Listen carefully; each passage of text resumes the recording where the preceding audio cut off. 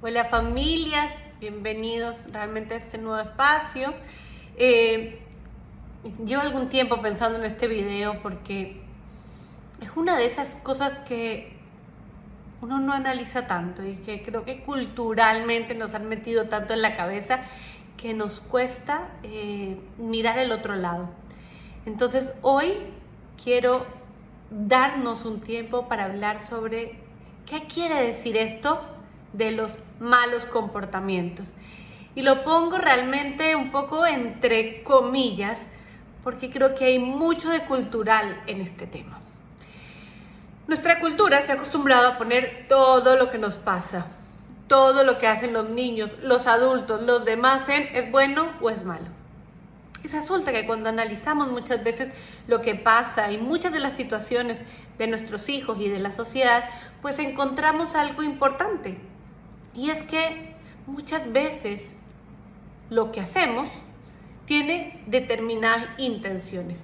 Y esas intenciones no son malas, aun cuando lo que termina sucediendo pueda no ser del todo bueno.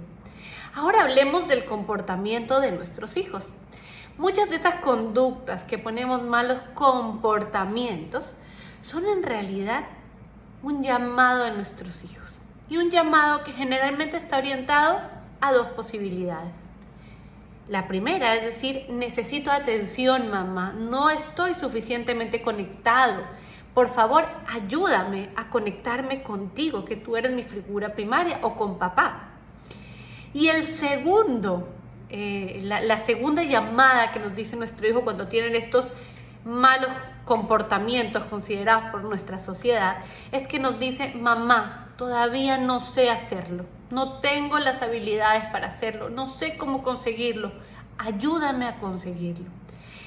Muchas veces cuando nuestros hijos están desconectados de esta figura primaria, cuando las cosas que les pasan alrededor los tienen con mucho estrés, con mucha incertidumbre, cuando en realidad hay mucha frustración, cuando a los niños no se les anticipa, por ejemplo, lo que va a suceder y lo que ellos viven en su día a día, es mucho más común que ellos tengan comportamientos que, si bien lo único que nosotros visualizamos, como cuando uno ve un iceberg, uno ve la punta del iceberg, ve el mal comportamiento, pero resulta que debajo de ese mal comportamiento nuestro hijo nos está diciendo algo.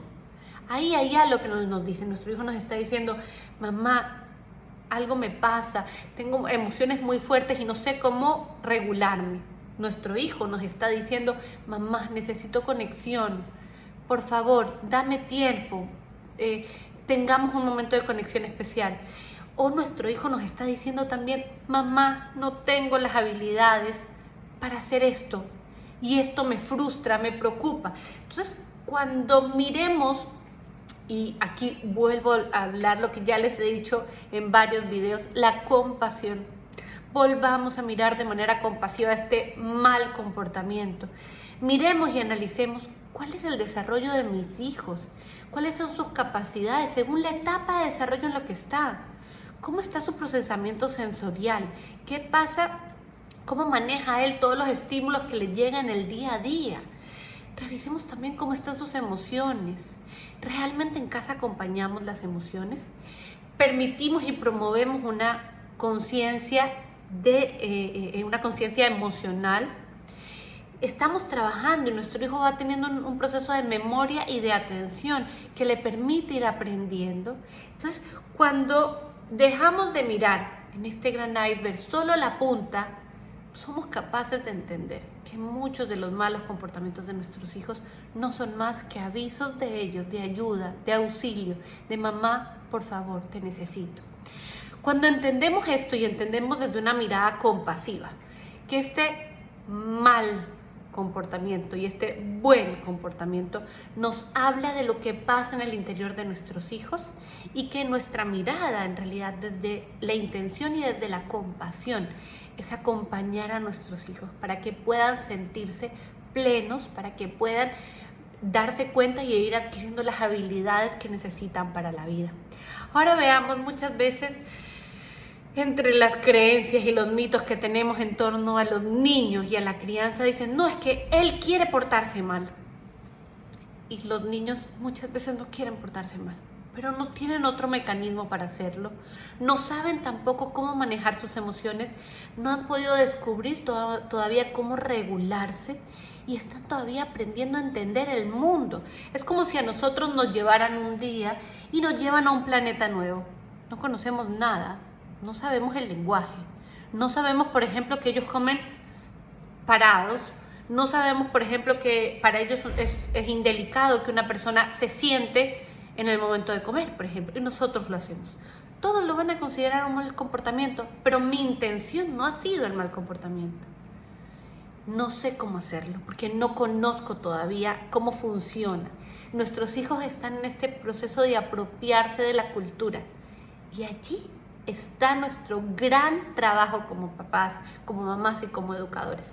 Acompañar a nuestro hijo, a nuestro alumno, para que pueda entender cómo funciona, adquirir las habilidades para interactuar con otros y para tener una sana convivencia. Y por supuesto, adquirir también habilidades para autorregularse y manejar sus emociones. Hay otro de estos elementos que a mí me encanta, y es cuando dicen, no, es que mi hijo tiene 2 años y a todo me dice no.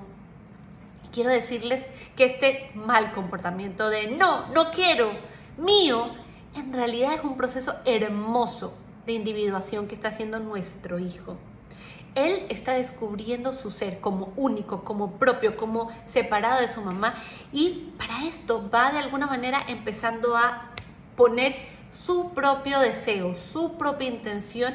Y esto en realidad, cuando lo entendemos desde esta mirada, entendemos que ellos empiezan a decidir, que ellos empiecen a formar todo este criterio de lo que quieren y lo que no quieren, es algo sumamente especial. Porque si pensamos en las etapas posteriores, por ejemplo, cuando sean adolescentes y tengan que elegir y decir no a algo que va en contra de sus principios, haberlo trabajado desde la infancia va a favorecer que ellos tengan una capacidad mucho mayor para resistirse.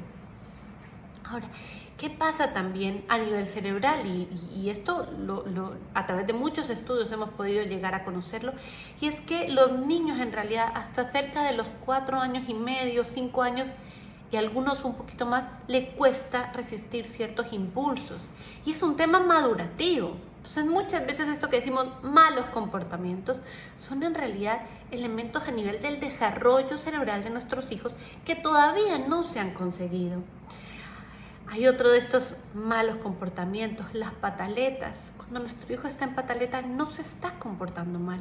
Nuestro hijo nos está diciendo, mamá, estoy frustrado, no tengo la capacidad para autorregularme, por favor, ayúdame. Acoge mi emoción, acompaña mi emoción y ayúdame a encontrar esas destrezas, esas habilidades que me permiten autorregularme. Esto también pasa muchas veces con los niños chiquitos cuando empiezan a morder, a lanzar objetos, a llorar, y que definitivamente un niño hasta cerca de los 3 años, un poquito más, le cuesta todavía entender las normas sociales, les cuesta entender todavía también y empatizar con un otro. Y ellos se encuentran que al golpear, por ejemplo, se autorregulan. ¿Cuál es nuestro rol aquí como padres, como educadores? Dejar de tener esta mirada de mal comportamiento en los niños para empezar a mirar desde una intención compasiva lo que les sucede y acompañar, sea que requiera habilidades, como en este caso, cuando ellos lanzan objetos, han descubierto que eso les ayuda a regularse. Entonces yo voy a crear este lugar de calma, este rincón de la calma, donde él de repente le pueda pegar a una almohada, porque eso lo ayuda a regularse. Y ahí está nuestro rol adulto. ¿Qué pasa también? Entonces decíamos un poco, cuando nuestro hijo tiene este mal comportamiento, revisamos qué pasa. La primera, ¿tiene las habilidades?